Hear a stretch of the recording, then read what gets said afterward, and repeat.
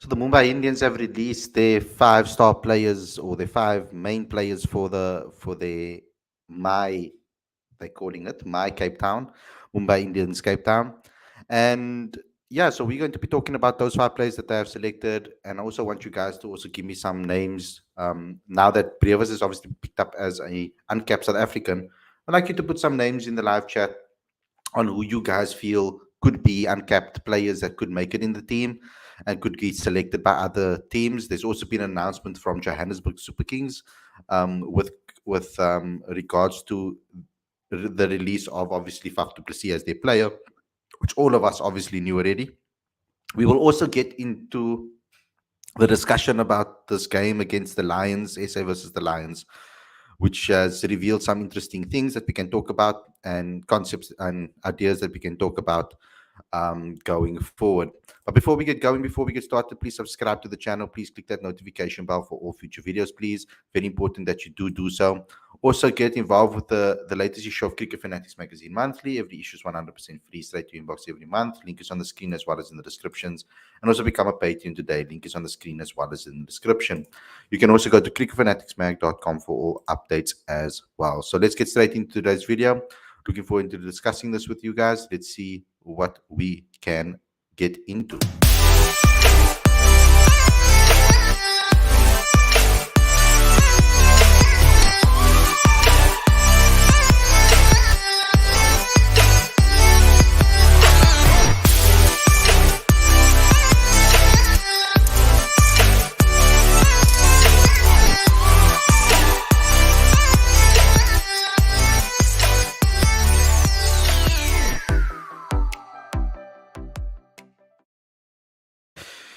Hey everybody, welcome to Cricket Fanatics Magazine. This is your daily show. I'm your host Khalid, and this is the show where we talk about all the major talking points in South African cricket. Now, let me first get going with the first announcement, and that is just revealing and talking about a little bit about the new league and what has been released to us. So obviously, it has been announced by my Cape Town or Mumbai Indians Cape Town. Five signings of five players ahead of the inaugural edition of the Cricket South Africa T20 League, whatever it's going to be called. The player will be will the players will join the hashtag One Family team and will adorn the iconic blue and gold colors that the fans have come to recognize from the Mumbai franchise. Mumbai Indian Cape Town includes three foreign players, one South Africa capped and one South Africa uncapped player as part of the squad. Mr. Akash Ambani, sorry, chairman of the Reliance Jio said, "I'm excited as we begin our journey in building Mumbai Cape Town, or my Cape Town. With our direct player signings, we have taken the first step towards building the Mumbai philosophy and having a strong core around which the team will be planned. I'm glad to welcome Rashid, Kagiso, Liam, Sam to the One Family and happy to have Deval continue with us on this journey. We are certain that my Cape Town, like the two other teams, will play the brand of cricket. Mumbai Indians is synonymous with playing fearless cricket, and the same will resonate with the passionate cricket fans of South Africa and across the world. The players identified have been consistent performers for the last few years, and uncapped Teva Previs had a breakthrough season with Mumbai Indians in 2022. The players have been signed ahead of the auctions as per the rules that the government of the govern the T20 league, at the rules that govern the T20 league. So Kagiso Rabada from South Africa, looking like he's going to probably be the captain of this particular team. Deva Previs uncapped, Rashid Khan, Sam Curran, and Liam Livingston. Earlier this week, Mumbai Indians announced the name and identity of My Cape Town, or phonetically My Cape Town, team dedicated to the fans of Cape Town. And this is the little reveal that they had.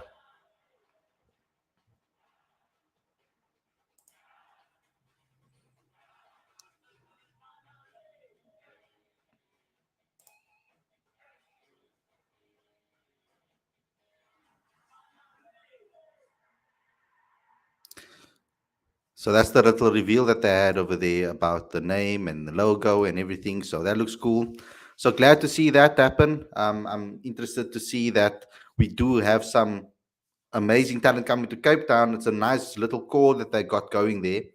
Um, very enjoyable from that perspective. I think it was a nice group and core that they can build a team around. I mean, we've got big hitters. They've obviously got Kagiso Rabare as in a fast player as well. So I mean, Livingston has been in Cape Town before, played for the Blitz. So they've got a nice little unit going, and of course, Dewald Previs, we know what he offers. So very excited about Dewald as well, coming to Cape Town, my home city. So that I'm going to be able to probably see a lot of him. Hopefully that will be the case. Okay, so I wanted to see some of the comments if you guys have anything to say about if you got anything to say about the league as well. Lawrence saying, I don't get some fans. India was good enough to pump money into CSA coffers when they commit to last season's tour, yet those same fans are now moaning about the Indian influences in the tournament. I don't know. Yeah, we'll have to obviously see if it is exactly the same fans or it's just fans in general, because fans make a lot of noise, and sometimes we can misconstrue that it's the same people, and sometimes it might seem like it's the same people and then it's not. I mean, I see that often in the Man United fan base, when I'm looking at what people say about it. But perhaps Lawrence is obviously a lot more clued up on Twitter and the Twitter scene than I am, so he probably has a little bit more evidence. But it is a bit different, I would say, between the two. India coming in for a tour and pumping money back into, obviously, into a tour international cricket. It's a lot different than having control over the domestic scene, which is currently what might happen. It could end up happening. The stronger that Mumbai or the Indian connection is within South Africa, the stronger their clause will be within the domestic community, the more influence they'll have on the domestic scene. And slowly but surely, I feel that they will probably infiltrate our domestic system, with including the franchises who are struggling. I think the options of lucrative opportunities down the line for them to take ownership within our franchises could possibly happen. It's now open. It's now There is now an opportunity for this to happen. I'm not saying that it's going to happen, but I do fear that it could happen in the future out of desperation, with the struggles that our franchises are facing, particularly the smaller ones, with regards to um, financial structure and stature. So I am a bit worried about that, but maybe that is just a fear of mine that might not even ever come to fruition. So it will be interesting to see. Um, we've got very disappointed with okay, we get that getting low salaries. How can Livingston and Moeen Ali get more than Miller? uh, it is how it is, I guess. I don't understand some of that salaries that I saw. It was a bit crazy the way they've been divided and changed, etc. Like the way certain players are getting more than others is a bit strange. But we'll dive into it a lot more, guys, closer to the time when we've got legitimate overviews from publications that are actually equaling each other and telling the same narrative. When that information gets released to us, then we can obviously talk about it a lot more. Um, Joburg team is also looking strong. Hardy, do you think that SF fans can fill stadiums? We struggled to fill stadiums at the previous MSL. We struggled to fill stadiums for international games. So I do think that it's possible if it's marketed correctly, to the right market. And if we can start maybe playing our role in it too, as Cricket Fanatics Magazine, as a community, that would also help. I mean, down the line, of course, I would want to have a club that we are guys or a family and community that go to games together and meet and get to meet each other all around the country. I mean, to fill out grounds, that would obviously be the dream. Right now, the interest in cricket isn't as high as the other sports in this country, and we need to have a decent tournament. And I think if this tournament is decent, and I think if we do come to the party with the quality of this tournament, then we might start to see stadiums being filled. Now, of course, you can be deceived by certain stadiums because the difference in the sizes are drastic. For example, I think Newlands is now 15,000, and I think the Wanderers is about 20, and I think Centurion is also about 15 to 20. Obviously, not all of that 15 or 20,000 is exactly the number; it's in between there. And then obviously you got the Boland Park or Paul, who only has a capacity of about 7 or 8. So when they fill up their stadium, I mean, there's been times where for in the MSL where the Josie Stars had about 10K people in the stadium, but it looked so empty because, or 9,000 people in the stadium, and it looked quite pretty empty because there was a large portion of the stand that was just vacant and spread out. Those fans were spread out around the stadium, so it can kind of look a little bit crappy on TV. Whereas when you go to Paul and they get their 4,000, 5,000, or 6,000 people in the stadium, or even maybe even sell it out in 7,000, obviously looks a lot more lively and full because it's packed. And any stadium that looks packed gives a good indication to the world and to the viewers that this stadium is obviously full. So we're gonna have to do a lot of work and a lot of promotions and a lot of marketing to get our stadiums filled up. Because if we don't get people to the stadium to watch these games, there's no point in really doing it. And is there? Other than the money that they'll be getting from streaming around to India, etc., and other parts of the world. You say marquee players should earn more than foreign players. That should be the case. You're 100% right. I agree with you. The CEO and tournament commissioner was on record saying that this tournament will secure the future of SA cricket, and the Indian influence will do that in tenfold. That's their goal, and I understand that that's their goal, and I know that he said that, and I know understand. I mean, he kind of has to. If he was to say anything else, South Africans would be worried and possibly really upset if that wasn't the case. Like I said, this tournament is only worthwhile for South African cricket if they can invest the money into women's cricket and into domestic cricket and into the grassroots level. If CSA can use that money, now they have a 50% stake in this tournament. If they can, I'm happy that it is 50 and not 49, because at least with the 50%, they have a big say in to decide what's going to happen. Having that 50% majority is very important for CSA for the power struggle and the conversations that they're going to be having with the others that have stakes in this. So it's a very good bargaining chip to have and to make sure that the money gets spent on the right things. And I hope that they spend the money on the right things, like Graham said he would, that it would help domestic cricket. Like I highlighted that line when I spoke about this yesterday. Similarly, today I'm talking about it again, and I'm saying that I hope that that does happen, because this tournament would be a waste if we don't invest back into our pipeline. It really will. I really truly believe that if it doesn't, we're going to get into big trouble. My Cape Town looks formidable side already. Can Brevis be groomed as a captain? We don't know. Let's see what happens with regards to that. And bro, you don't have to ask the question 500 times. If I get to it, I'll get to it. Otherwise, pay for a super chat. I mean, the name is Mumbai Indians Cape Town. It's late. Mumbai Indians owners did make an effort to make a new name for Cape Town franchise. Mumbai Indians, Cape Town, or my Cape Town early front runners, laugh out loud, just from the 5 players that you've seen already. Eh? I don't know how I feel about Sam Curran.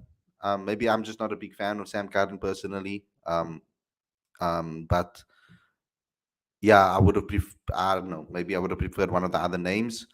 But it will be interesting to see. I saw Riley Rousseau's price bracket. That's like a bargain, guys.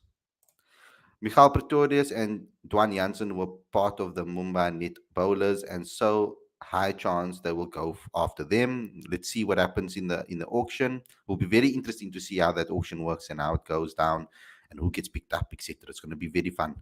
Um, have my have my Cape Town signed Tristan? Not quite yet. He's probably going to be within the auction, and a lot of people are going to want him, including the Port Elizabeth or Abeja branch. A lot of people are going to want Tristan Stubbs. He's going to be a high priority on a lot of people's list, I feel. Um, Paul has the best cricket fans in the country. Um, Tony Rizorgi should have played against Ireland. Okay, this is a different conversation. We're going over here. 4 overseas is a bit much, should be 3. I agree with that. I think less overseas would have been better, and more South Africans prioritize more South Africans would have been better, or rookies. One or the other. I like the rookie angle. I like that. Um,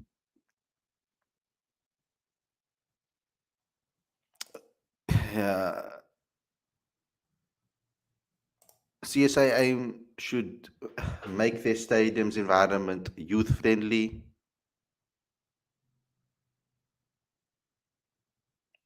It is pretty youth friendly, I think. Maybe they could add, but on game days sometimes they do. They have like splash pools and jumping castles at certain grounds, etc. But yeah, you're right. They could make it more friendly with more opportunities for maybe players to meet the play for kids to meet the players. I know they do that.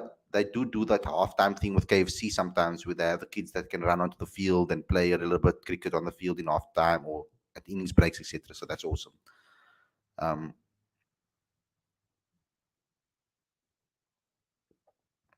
Um, Hardy, do you think 50 over cricket is rapidly dying out? I'm kind of worried about the future of ODI cricket. Me too. I am a bit worried about 50 over cricket as well. I'm concerned that all these leagues that are popping up everywhere is going to kill ODI cricket, and we need to make it. We need to keep it alive because the 50 over World Cup is still a massive tournament and a massive milestone and achievement for many people. I think that still draws in a hell of a lot of people. It's a showcase. So it is a bit crappy that there is conversation about about perhaps giving up one of the franchise or giving one of the international cricket games. I believe that ODI and Test cricket should remain, and maybe T20 international cricket should be scrapped because there's so much emphasis on these leagues anyway, and so much T20 cricket's being played. I feel like it's maybe diluting the quality of cricketers in the world ultimately because people are pushing to go and play T20 cricket and make their lifetime's money's worth in a couple of years, So I am a bit concerned about it and I hope that doesn't happen. I'm just excited thinking about Mumbai Scouts, what Mumbai Scouts can do with SA domestic players when they already found so many SA youngsters for their IPL team. About them finding them, I don't think they found them. It's like Tristan Stubbs. I've seen so many fans try to claim Tristan Stubbs like Mumbai Indians found him. It's not the truth. Not at all. I think that the connection with Robbie P and the connection with Joy Bidumini and the connection of so many South African people that have had a connection with Mumbai has obviously given them insight into the youngsters in this country that they should be watched, that should be looked out for.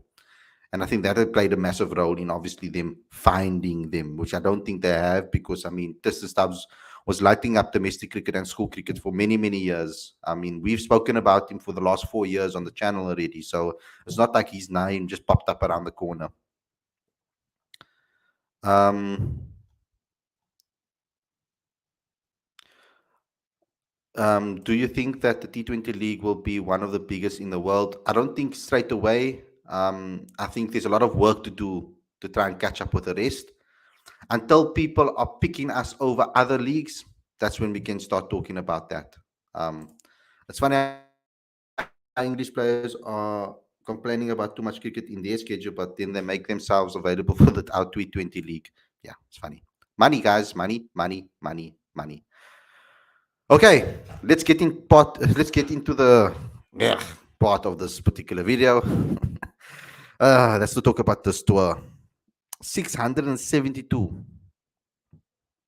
Pathetic bowling today. Um, I don't know what Maharaj was doing. I know a lot of people say that he doesn't bowl well on flat tracks.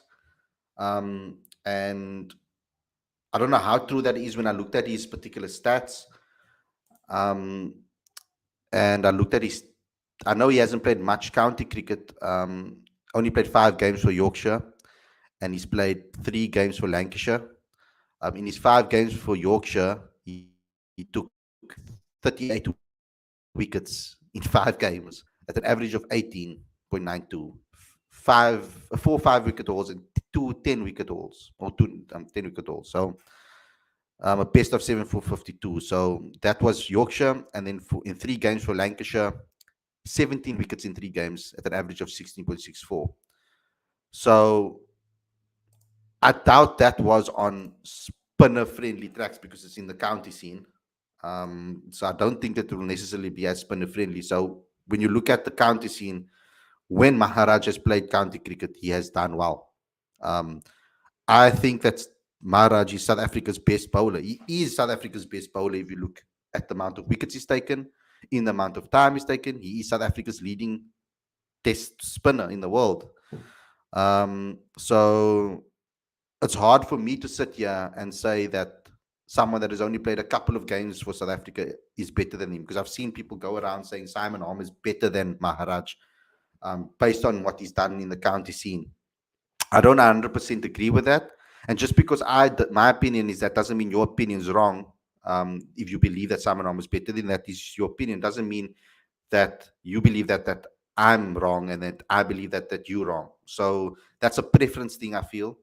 Um, I hear that I've seen Simon Harmer bowl in domestic cricket in South Africa, and I've seen him bowl in county cricket too. It's not like I haven't watched him play, and I understand that he's a very tricky off spinner, um, and he is a very talented bowler, and I haven't denied that he deserves his spot back into the South African setup. But I feel a bit, I wouldn't say scared, but I feel a little bit uneasy about just dismissing 150 wickets for South Africa in Test cricket. And if I look at Maharaj's career and I go into his career and I look at the places that he's performed, majority of his wickets have happened in South Africa. Now, South Africa has not been known to have domestic cricket spinning friendly wickets. Um, so it is something that is interesting. And I don't understand also as well why we always have to have some player that we have to hate on. Like there's always a player that there has to be a scapegoat for always like there's never we can never have a tour or a season or game or series where we are not complaining about someone. We always complaining about someone, and always someone is always a scapegoat. But anyway, just to go into the stats um, of Keshav Maharaj and looking at the places, because I saw someone comment in the live chat the other day, not in the live chat the other day, saying that no, he's only good in rank turning conditions, where the wickets are like spinning a lot.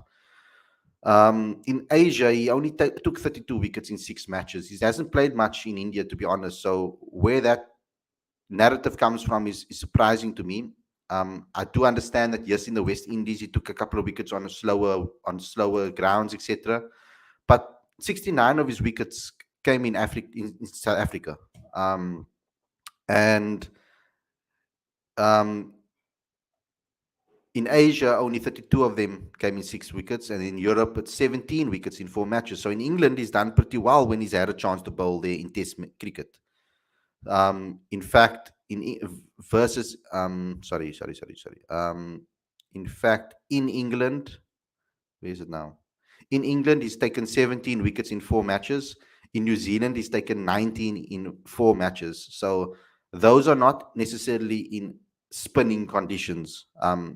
Actually, the thing that stood out to me about Maharaj for so many years has been his ability to perform in conditions that maybe aren't spinner friendly.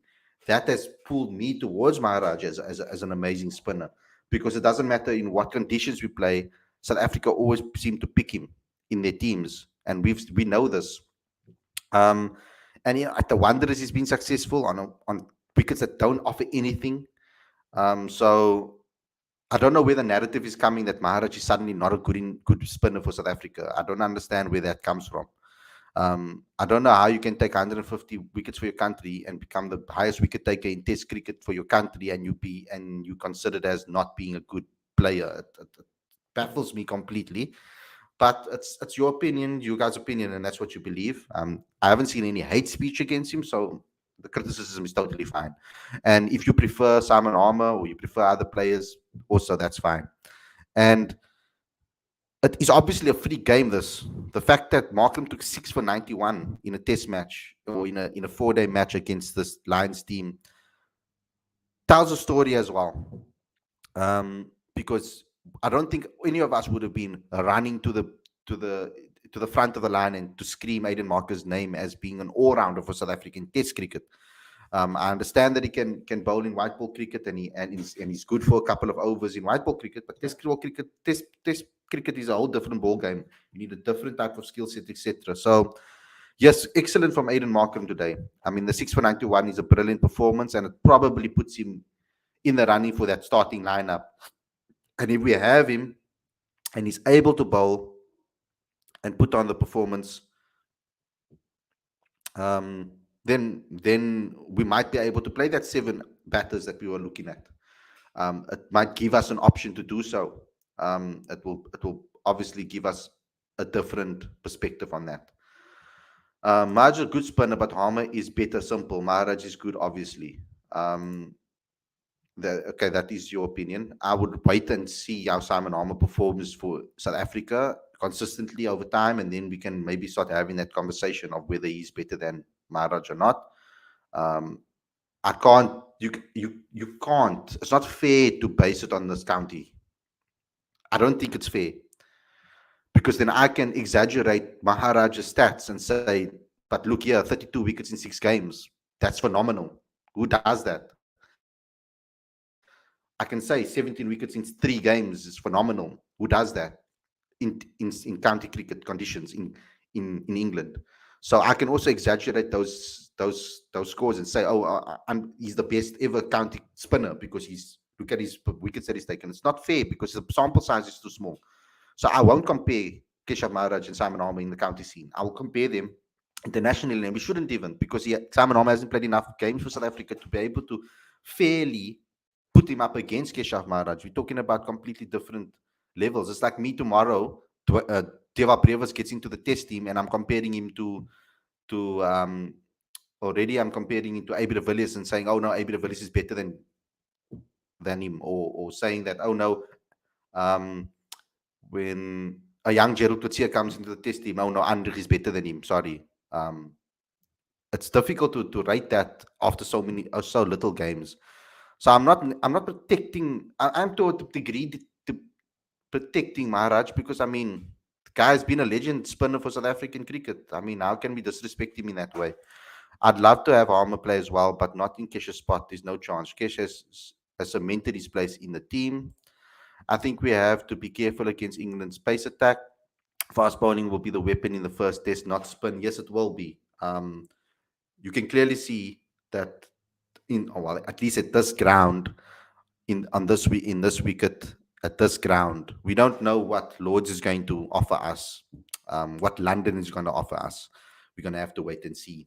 But we can already see that yes, that swinging ball I've spoken about it, the moving ball, the new ball up front has been causing trouble for South Africa for a while, for quite a few of our batters, and they need to sort that out.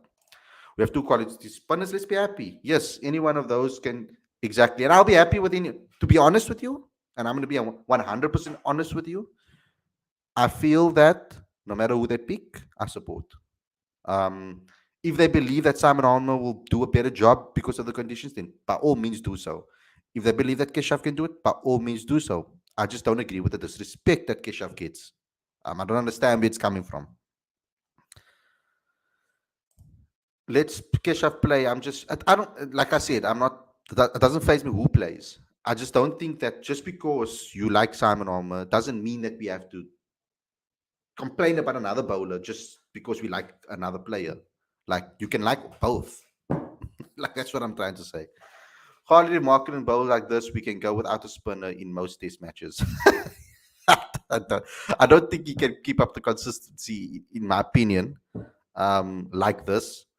Um, but yeah, I think we will always play with two spinners in a team. I feel because or I'm sorry, at least one spinner in the team. I feel because that's what Mark Boucher has communicated with us.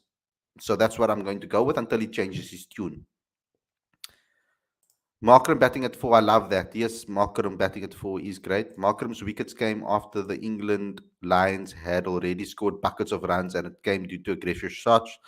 I wouldn't reach too much. Exactly that, my point as well. Match situation counts, when the wickets were taken counts, all of those things need to be taken into consideration. So just looking at the scorecard and looking at it isn't the right way to do it. And yes, it's true, those wickets did come when they had loads of runs on the board. And I wouldn't be seeing Markram as bowling 20 overs for South Africa in a test match. I would be scared about that because I don't think he's done it enough domestically, even in 4-day cricket, consistently enough bowling overs after overs. And then also for him to get his batting in order because he needs to focus on his batting. Let's not get that wrong. The bowling is an extra option with Aiden. The batting should be his priority. We need to improve that. I'm not comparing based on stats alone. After watching him bowl in all innings based on his variety controls, but I don't think you've watched every single innings of Simon Harmer. Wow, if you have watched every single ball he's bowled, every single innings he's bowled, then you are really dedicated. Um, because I don't know where you find the time to be able to watch all the games. To be honest, it does surprise me. I'm not saying you're lying. I'm just saying it does surprise me that you have the time to be able to watch every single innings that Simon Harmer has bowled in county cricket out of 71 games, 140 innings or 114 innings, or whatever that is. Maharaj not only adds to the bowling, but he is missing ingredient in the leadership in South Africa. I, for one, was skeptical of him, but I see his value he has added. His mental game is unbelievable. I mean, I've seen him do amazing things when we think that the wicket is not turning and there's nothing in it for spin.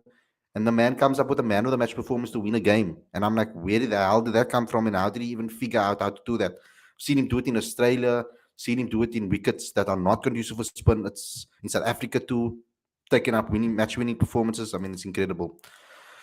But just down to picture where England line was got 700. We are going in with six batters. Can't select a team on the basis that on of other seamers may break down.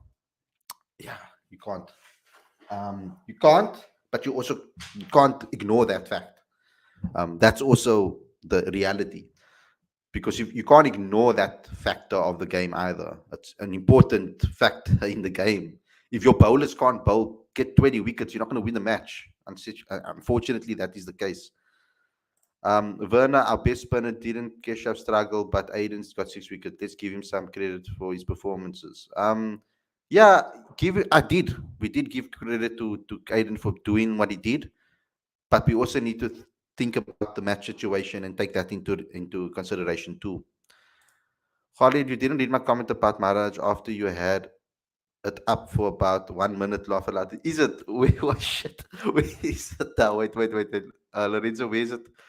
Um. Oh, Maharaj causing chest pains. As again, I see. Let's get it straight here. Kesh will play 100%.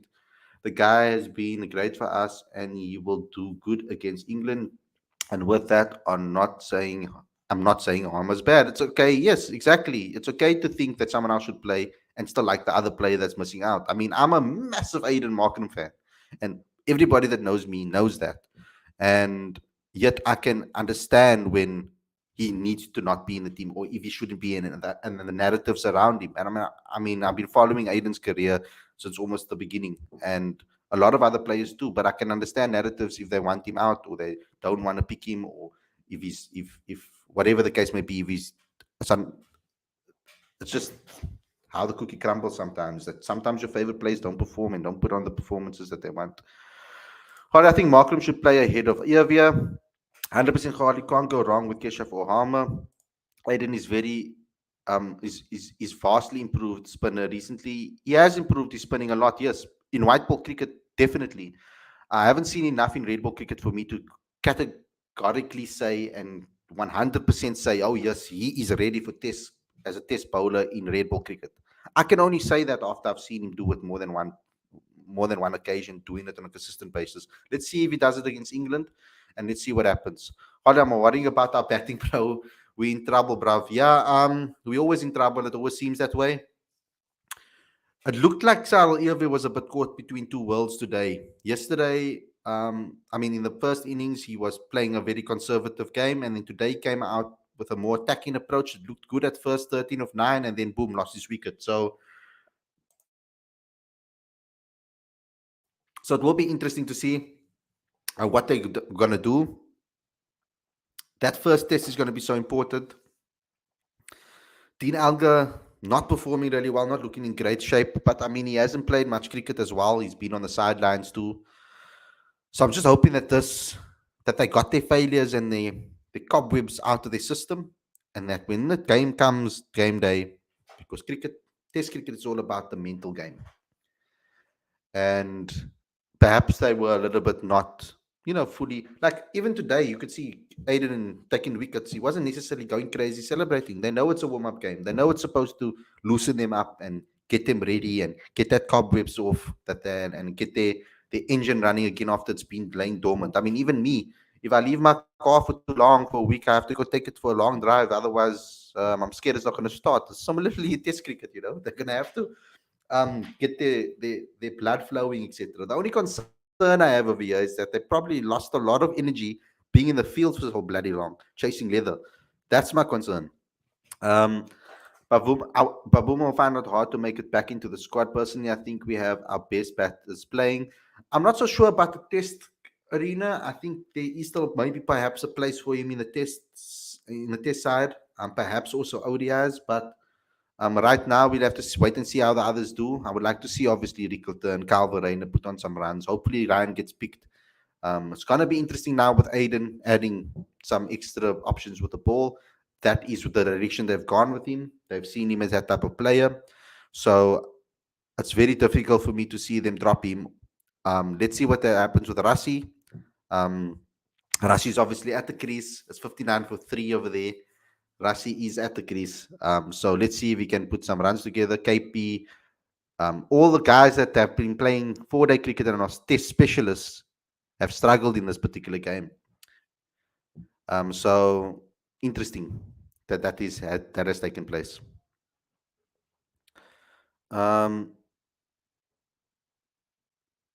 Lorenzo, what did I say to you the other day about batting? Lauren saying, Dex, I already put Lorenzo straight on that one. Laugh out loud. That is what, Lorenzo, I was saying on Monday. You didn't believe me and quoted the rankings, but they don't like playing swing. I get your point, but I'm still backing them to come good when it matters. But I have my doubts as well, mate. Yeah, you can have that. That's perfectly fine. um, I hope so too, says Dex. I'm having a nice conversation, guys. I'm enjoying the conversation here in the live chat. Looking good. Pulled Overton to mid wicket. Might score big tomorrow. Um, the 6 for doing wonders to Aiden's confidence. If Aiden's playing, those pulls really means that he means business. I'm not so happy with the opening pair. Look, I did say that when Sadal ever got selected, I did say that I was a bit worried about that because I didn't understand because him and Peter Malan kind of have done similar things, perhaps Peter even more in domestic cricket than him. Um, and it was a bit strange that they were willing to give another guy that's a little bit older a debut when there's already been an older guy that had a debut and played well against England. It was a bit of a shock for me. I mean, I've seen Cyril Eovier bat on many occasions, and he's another grind. He always seemed like another grinder to me. Gets stuck in, puts his head down, and performs, and gets his team through difficult periods and bats long. Similarly to Dean Alga, I feel. And I was hoping that South Africa was going to go with maybe someone that is a little bit more in the Aiden mold, with the mentality wise, plays a more attacking brand of cricket, um, and is not as conservative as Alga. I like the balance of having someone that's a little bit more attacking and then someone that is a little bit more conservative. I like that balance, but not everybody does. I mean, if you can frustrate the team and grind them out and make them tired, that's also a great strategy to go with. And South Africa's done that many occasions. That is the strategy they've gone with. But let's wait and see. I mean, we can start complaining after the first test. Let's see what happens over there. Holly Stumps Day 3 is a 59 for 3. Yeah, bro.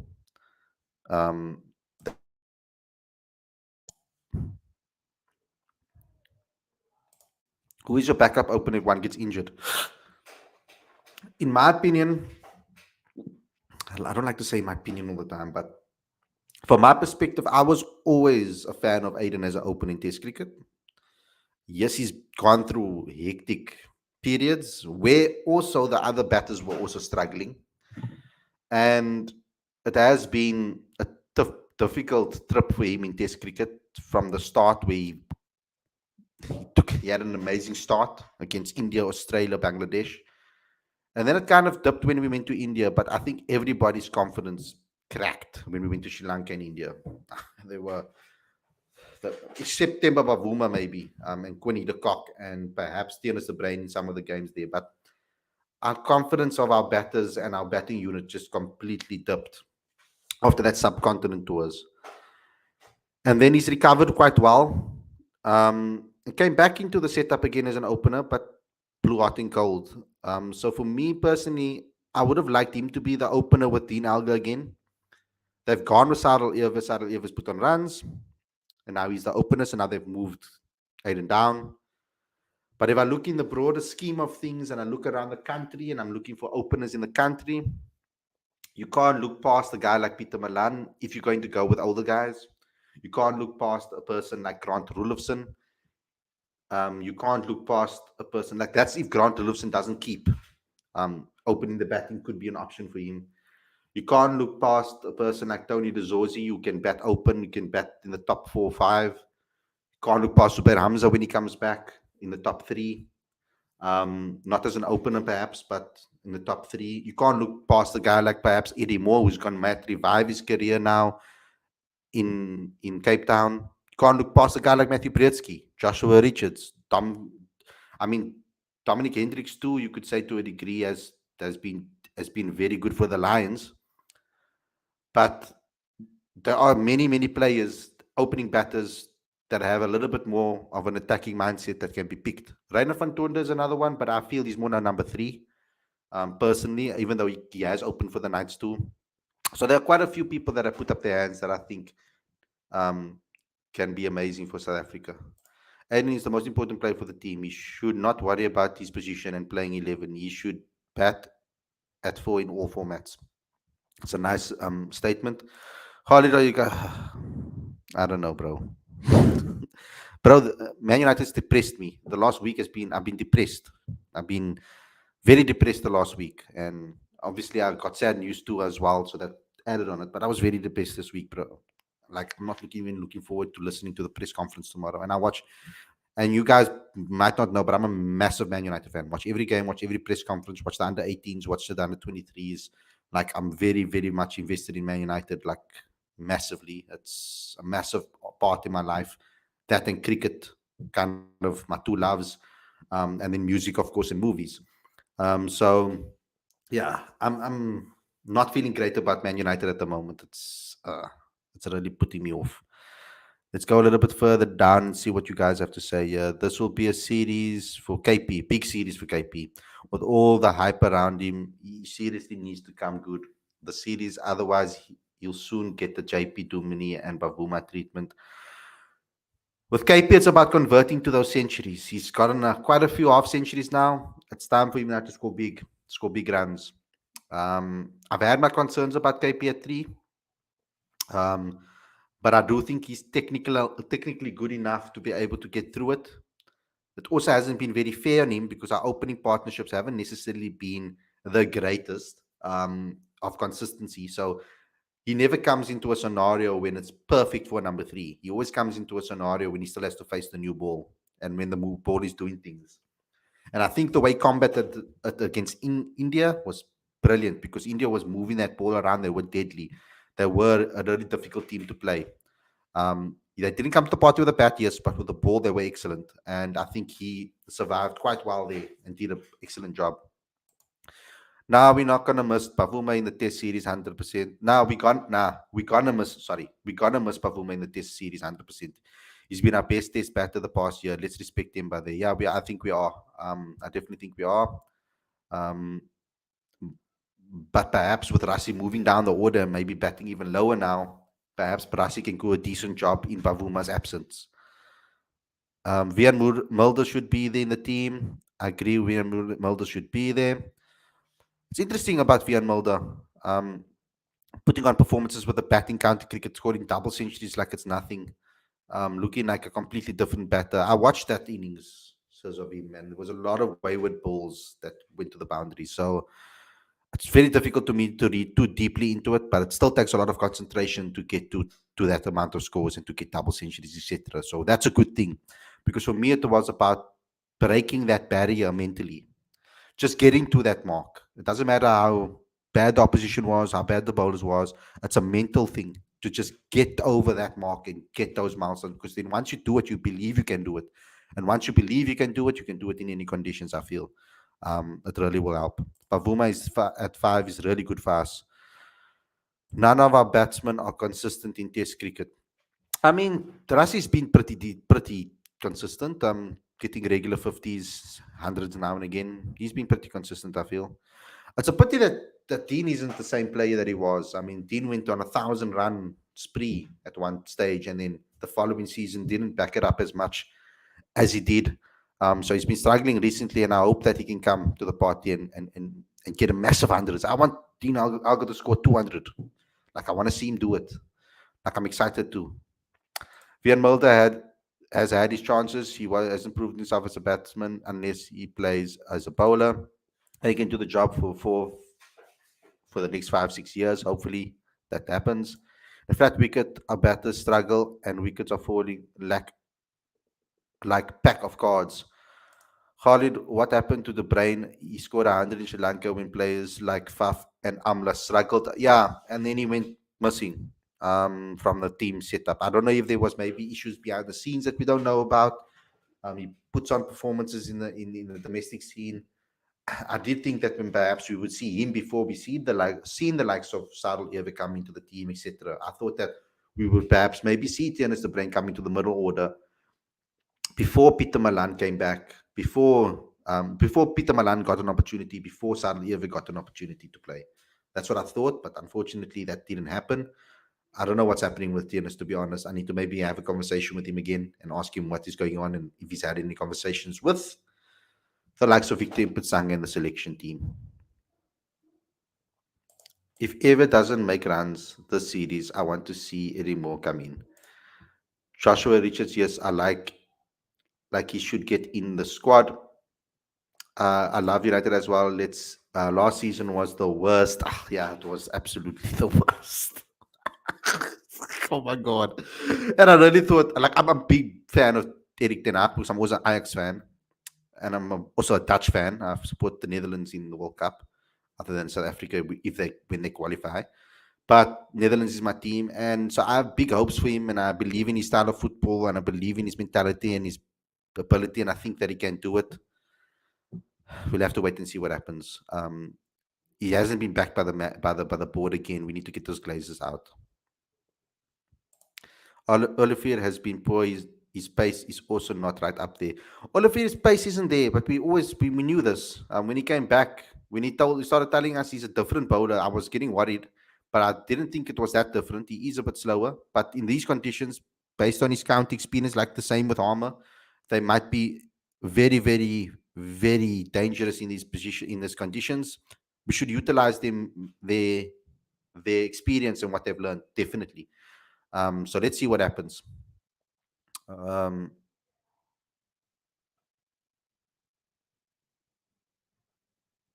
Brevis is a gem, says TD's travel reviews and tips. Mulder scoring double tons against English farmers, laugh out loud. Hashtag banter. I should let you run the Cricket Fanatics account. Account. Do you think that Stubbs will ever play Test cricket? Maybe he could bat at 6. I mean, he said he wants to us when he spoke to us. He had his first season of first class cricket and really enjoyed it too.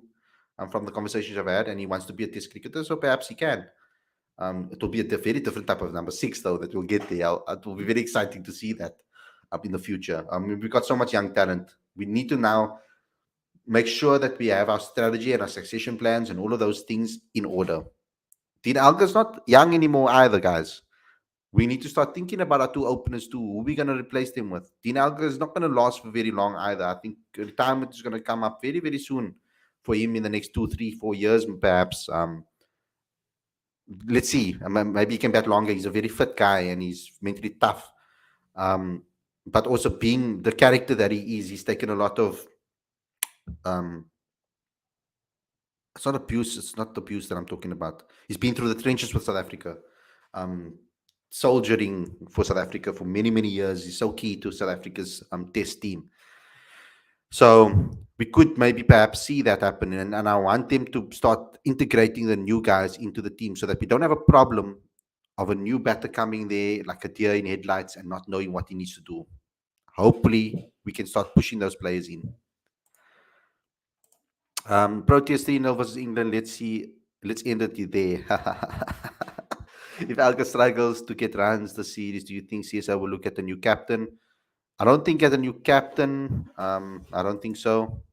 Um, I think they'll stick with him. But I do think they need to have someone like Ryan Rickleton maybe as well, maybe to be as a backup to him at the top of the order. Um, when he's not the keeper, he can open the batting. It's fine. He has the ability. He's excellent. He's an excellent, excellent batter as well, and attacking too. So it will complement whoever's on the other end. Perhaps even with Cyril ever dependable on that. I think Ryan currently in the squad should be the backup opener ultimately. Um, how could you not love Hispana team? Generally speaking, in the Spanish league, not the I'm not necessarily the biggest fan of La Liga in general. Like I like Real Madrid because of the players they've had in the past. A lot of my favorite players of all time have played for them.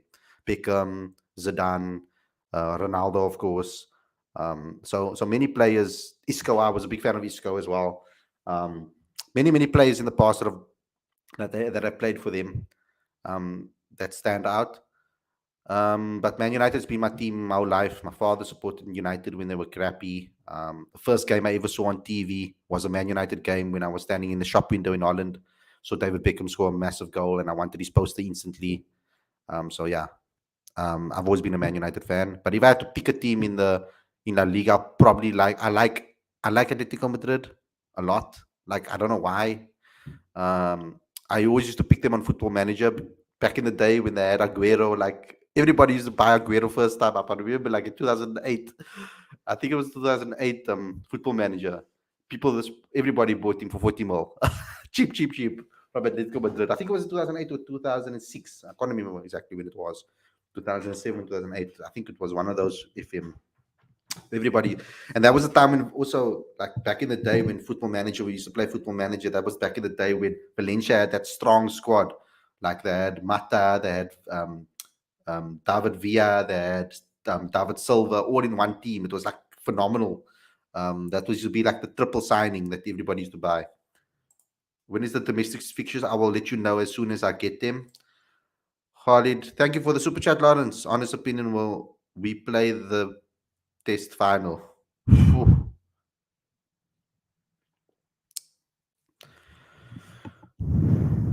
It's crazy to think that. I really do believe that it depends on this England tour. Like how we play will determine my belief in whether we deserve to be there first and foremost, and whether we can play in it. Um, right now, right now at this moment, seeing the problems that we still have, I don't think so. But my fan heart, my love for the Proteas, my heart will say yes, we will play in that final. Khalid with the E. What do you see Aiden as important player of SA 11 in all formats? Yes, I've always thought that.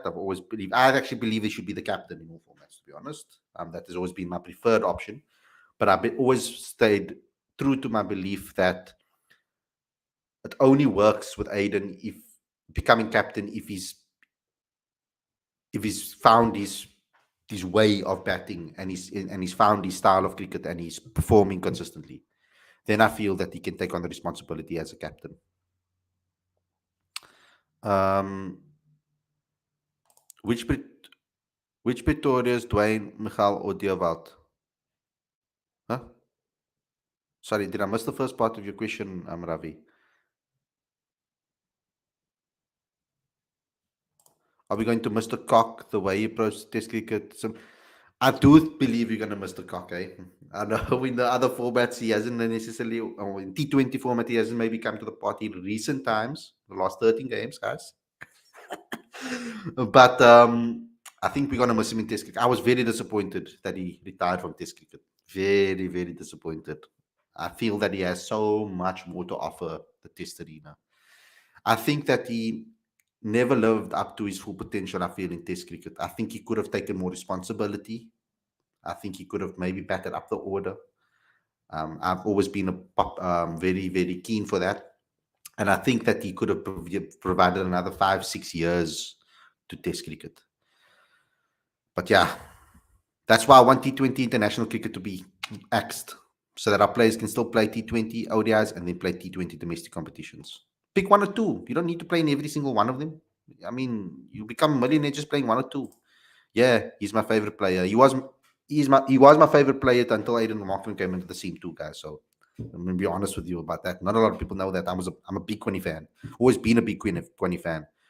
Um, I even find his personality hilarious. I mean, the times that I've had a conversation with him and spoke to him when he was at the Pillars, I enjoyed my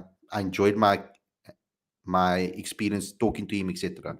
I found him to be quite a funny guy, but and interesting too. You know, but yeah, it's unfortunate that we lost such a great so early. But guys, thanks a lot for tuning in. Hope you guys enjoyed this episode. Very bad bowling performance, South Africa. I hope you make it up for the bat. I don't know how you're going to. You're 59 for three. Bad start, but let's see if we can do so and get that up and running, and see how we do with regards to the rest of this game. Poor performance, ultimately.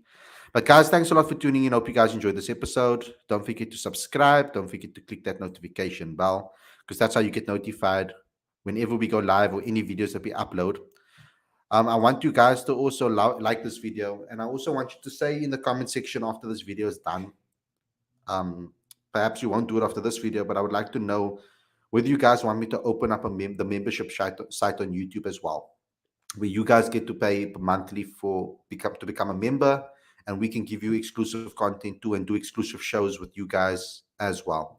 I was hoping to wait till 5K subscribers and then open it up. That's what I'm hoping to do. But let's see if we can do that um, maybe a little bit earlier if you guys are keen for that. Let me know in the live, not in the live chat, but in the comment section below, if you want us to do that. Frederick Finger saying, one last one, please. How do you feel about players being paid millions to play in franchise leagues? You see, we did a show on this, and I do believe that the T20 leagues is killing cricket in the world. I stand with that point. So many of them, because the other formats are suffering from it. Scheduling is suffering from it. International cricket is suffering from it. So, and I also do believe that sometimes giving 18-year-olds a whole lot of money so early in their career can mess up their career too. If you give the wrong 18-year-old millions, they end up sometimes like Justin Bieber ended up. He went through on that in that little spree that he went out. Um, so it's interesting. I do think there's positives to it and there's negatives to it. Um, the positives is that it's opening up job opportunities for players. They now have an opportunity to go and find incentives to play cricket now, but it's killing. I feel the quality of batters specifically. It's killing our batters from consistency perspective, from concentration perspective, and from approach. Um, and in fact, this Baz ball that's been played, it could do it to a degree, teach us a lot of lessons about Test cricket. I'm hoping that they get humbled by Test cricket. Um, I don't think that Test cricket was made or designed to score 50 of 20 balls. It was designed to battle it out, and to be a format that um, is a competition between two strategies who can who can outlast the other, all of those type of things. So yeah, I believe that would spoil the game. Some may think that it will improve the game. Let's wait and see. Maybe the answer is somewhere in between. But guys, thanks a lot for tuning in. I'll see you guys again tomorrow with another. We'll have probably a Q&A session tomorrow, and it's also the final day of the warm-up game, so we'll have some more information for you guys on everything. But stay safe, have a great evening, and I'll see you guys again very soon. Take care. Peace.